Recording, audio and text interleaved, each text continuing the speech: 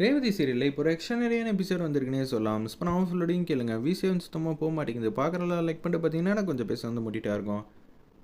நம்ம ரேவதி மாட்டுக்கு சமைச்சிக்கிட்டு இருக்காங்க. இன்றைக்கி எப்படி இருந்தாலும் கார்த்திகிட்ட மனசில் பட்ட விஷயத்தை எல்லாத்தையும் சொல்லணுங்கிற மாதிரி யோசிச்சுட்டு இருக்கிறப்ப நவீனுக்கு ஃபோன் அடிக்கிறாங்க. நம்ம துர்கா இன்னைக்கு நான் உன்னை பார்த்தே ஆகணும் வரியா அப்படின்னு சொல்லி கூப்பிட்ட உடனே ஏய் இப்போ வீட்டில் எல்லோரும் இருப்பாங்க, ஆல்ரெடி நம்ம சமாச்சாரம்லாம் வீட்டில் தெரிஞ்சிச்சுங்கிற மாதிரி யோசிச்சுட்டு இருக்க. அப்படி இருக்கும்போது நான் வேற வந்து நின்னா அது சரிப்பட்டு வராதுமா, கொஞ்சம் புரிஞ்சுக்கங்கிற மாதிரி சொல்கிறப்ப நீங்கள் சொல்கிறது எல்லாம் கரெக்டு தான், ஆனால் இப்போ நான் உங்களை பார்த்தே ஆகணும், சொன்னால் புரிஞ்சுக்க நவீன், எனக்காக வரமாட்டியா என்ன, நீ கேட்டு வராமல் இருப்பேனா, சரி நான் வந்துடுறேன் அப்படின்னு சொல்லிட்டு அந்த இடத்துல வேக வேகமாக நவீனும் வந்துட்டுருக்காங்க. யாருக்கும் தெரியாமல் நம்ம தலானியை மாதிரி நம்ம தூங்குற மாதிரி செட் பண்ணிவிட்டு கிளம்பணுங்கிற மாதிரி யோசிச்சுட்டு இருக்காங்க அந்த இடத்துல. அப்போன்னு பார்த்து நம்ம ரேவதியும் அதே மாதிரி வந்து செட் பண்ணிக்கிட்டு இருக்காங்க. செட் பண்ணிவிட்டு நம்ம ஒரு முக்கியமான இடத்துக்கு வந்து போனோம், என்னை கூட்டிகிட்டு போறியா அப்படின்னு சொல்லி ராஜாட்ட வந்து கேட்குறாங்க. என்ன சொல்கிற, என்ன இடத்துக்கு போகிறோம், ஒன்றும் புரியலையே. ஓ இன்னும் நீ சேர்ந்து வாழ ஆரம்பிக்கலையா, சரி அப்போனா இவ பின்னாடியே நம்மளும் வந்து போக வேண்டியதான், நீ லவ் சொல்லுமா, அதுக்காக தான் நானும் காத்துக்கிட்டு இருக்கேன்னு சொல்லிட்டு மாயாவும் பின்னாடியே வந்து ஃபாலோ பண்ணிகிட்டு இருக்காங்க நம்ம ரேவதியை. சரி எல்லா வேலையும் முடிச்சுட்டு நான் சொல்கிறேன்னு சொல்லிட்டு யோசிச்சுட்டே இருக்காங்க. மயில் வாங்கின வந்து அவங்க ஒய்ஃப் கிட்ட வந்து பேசுகிறாங்க. ரோகிணி என்னம்மா எப்போ பார்த்தாலும் ரூம்லேயே இருந்தா கொஞ்சம் கடுப்பாக இருக்குல்ல, கொஞ்சம் வெளியில் காத்தோட்டமாக போயிட்டு வரலாமே, இங்கே பக்கத்தில் வந்து கடற்கரை வேறு இருக்குல்ல, இந்த நேரத்தில் செம்மையாக வந்து இருக்கும், ஜில்லுன்னு காற்றடிக்கும், சூப்பராக இருக்குமா, உன் கையை பிடிச்சிட்டு நடந்து போனால் நல்லா இருக்கும்னு நினைக்கிறேன். சரிங்க நீங்கள் ஆசைப்பட்டுட்டீங்கல்ல போகலாம், ஆனால் நம்ம தங்கச்சியும் சேர்ந்து எல்லாரையும் கூட்டிகிட்டு போகலாமா அப்படின்னு சொல்லி கேட்ட உடனே அதெல்லாம் ஒன்றும் வேணாம், நம்ம மட்டும் தனியாக போகலாம், ஏன்னா அதுதான் நல்லா இருக்கும், எல்லாரையும் கூட்டிகிட்டுலாம் போக முடியாதுன்னு சொல்லிட்டு மயில் வாகனம் யாருக்கும் தெரியாமல் ரோகிணியை கூட்டிகிட்டு அதே இடத்துக்கு போயிட்டு இருக்காங்க. என்னது இன்னமும் நவீன காணுமே அப்படின்னு சொல்லிட்டு நவீன் வந்து அங்கே வந்து நிற்கிறாங்க. என்னம்மா நீ என்ன இங்கே நின்றுட்டு இருக்க அப்படின்னு சொல்கிறாங்க. உனக்காக தான் காத்துக்கிட்டே இருக்கேன், யாருக்கும் தெரியாமல் வீட்டில் தலானி ஏற்பாடெலாம் வந்து பண்ணி வச்சுருக்கேன். நம்ம ரோகிணியும் மயில் வாகனம் கிளம்பும்போது துர்காவை பார்த்துட்டு போகலான்னு பார்க்குறப்ப தான் அவங்க தூங்கிட்டு இருக்கிற மாதிரி தெரியுது. ஏங்க எல்லாரும் வந்து தூங்கிட்டு இருக்கிறப்ப நம்ம மட்டும் காணும் தெரிஞ்சா தேடுவாங்கல்ல. ஆமாம் அதுவும் கரெக்டு, நம்மளும் தலானி செட்டப்பு வந்து வச்சுட்டு போகலான்னு சொல்லிட்டு அதே மாதிரி ரோகிணி மயில் வாகனம் வந்து செட் பண்ணுறாங்க. ஒரு பக்கம் கார்த்தி வந்து கேட்குறாங்க, என்ன நீ தலானியெல்லாம் வந்து வச்சுக்கிட்டு இருக்க, யாரும் இல்லாதப்ப நம்ம மட்டும் தனியாக போகிறோம், அப்படி இருக்கும்போது நம்மளை காணும் தேடுவாங்கள்ல, அதுக்காக தான் இப்படிங்கிற மாதிரி சொல்கிறாங்க. சரின்னு சொல்லிட்டு என்னென்னமோ வந்து யோசிக்கிறேன்னு சொல்லிட்டு அப்படியே அவங்களும் வந்து கடற்கரைக்கு பக்கத்தில் நிற்கிறாங்க.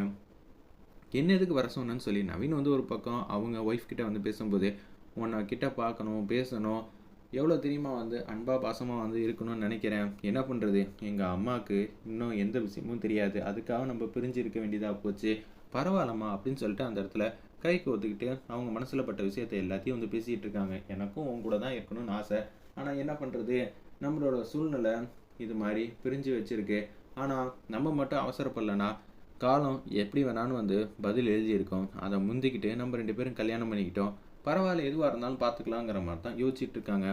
கார்த்தியோட கை கோத்துக்கிட்டு அப்படியே நடக்கலான்னு கிட்டக்க வந்து கார்த்தி கையை இடிக்கிறப்ப கார்த்தி வந்து தள்ளி தள்ளி போகிறாங்க.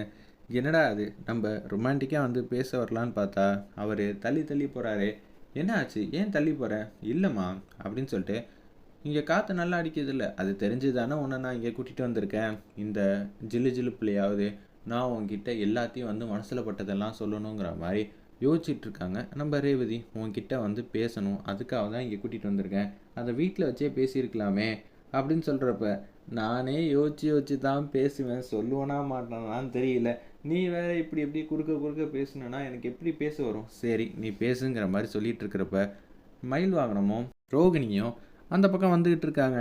வந்துக்கிட்டு இருந்தோடனே என்னங்க ஏகப்பட்ட காதல் ஜோடிகள்லாம் இங்கே வந்து நிற்கிறாங்களே அப்படின்னு சொல்கிறப்ப ஏய் நல்லா பாரு அது யார் தெரியுமா, ஃபஸ்ட்டு கார்த்தியும் நம்ம ரேவதியும் அங்கே நிற்கிறாங்க, ரெண்டாவது வேறு யாரும் தெரிலையா புது சகலை, காலையில் உங்கள் தங்கச்சியை பார்த்து திட்டினீங்க, ஓ நவீனா அப்படின்னு சொல்லி அவனை அடிக்கணும் உண்டுலன்னு ஆக்கணும், சும்மானு இருமா, அவங்க ஒய்ஃபை கூட்டிகிட்டு இங்கே வந்து நிற்கிறாங்க, தலானியெல்லாம் செட் பண்ணியிருந்தா நம்மள மாதிரி தான், ஆனால் என்ன பண்ணுறது துர்காவை பார்த்து தான் நம்மளும் தலானியை செட் பண்ணிட்டு வந்திருக்கோம்ல அப்படின்னு சொல்லிட்டு இருக்கிறப்ப பாட்டி யதார்த்தமாக வந்து வராங்க. வந்த உடனே என்னடா எல்லாருமே வந்து தூங்கிட்டாங்களா, அதுக்குள்ளேயே தூங்கிட்டாங்க அப்படின்னு சொல்லி கார்த்தி ரூமுக்கு போகும்போது தான் அதை தலானி செட்டப்போ பார்க்குறாங்க. சரி எப்படியோ சந்தோஷமாக இருந்தால் சரிங்கிற மாதிரி சொல்லிட்டு மயில் வாங்கின ரூமுக்குள்ளே வந்து போய் பார்க்குறாங்க.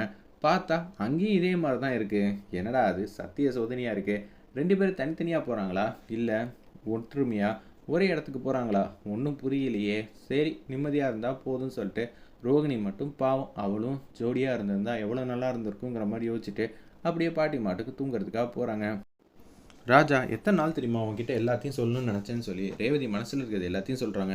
நான் உன்னை காதலிக்கிறேன், வெக்கத்தை விட்டே சொல்கிறேன், ரொம்ப நாளாக உங்ககிட்ட சொல்லணும்னு சொல்லிட்டு யோசிச்சுட்டு இருந்தேன். என்னிலேருந்து இந்த மாற்றம், அதாவது கரெக்டாக டேட்டை சொன்னால் இவன் யாரோட பையன் என்ன எதுன்னு தெரிஞ்சிருச்சுன்னு கூட யோசிக்கலாம், நம்ம சொல்லலாம் அப்படின்னு சொல்லிட்டு எனக்காக நின்னல்ல, அது எனக்கு ரொம்ப பிடிச்சிருந்துச்சி. நான் வெளிநாடு போகணுன்னு ஆசைப்பட்டேன், மற்றவங்களா இருந்தால் போகக்கூடாதுன்னு சொல்லியிருப்பாங்க. நீ உன்னோட ஆம்பிஷன் என்னவோ அதை நோக்கி போ, அதுதான் உனக்கு பிடிச்சிருக்குன்னா அதையே வந்து செய்யுங்கிற மாதிரி சொன்னேன்.